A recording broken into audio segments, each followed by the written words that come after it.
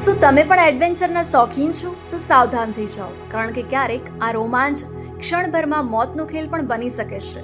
જુઓ આ ચોંકાવનારા દ્રશ્યો, જ્યાં જીવ અદ્ધર થઈ ગયો.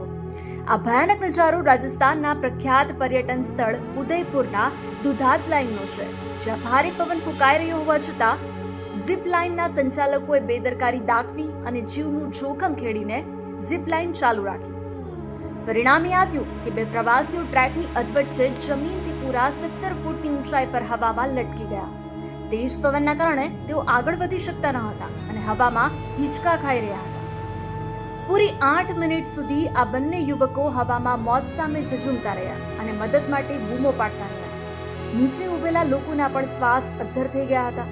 અંતે રેસ્ક્યુ ટીમે ભારે જહેમત બાદ બંનેને સુરક્ષિત રીતે નીચે ઉતાર્યા અને મોટી દુર્ઘટના ટળી હતી.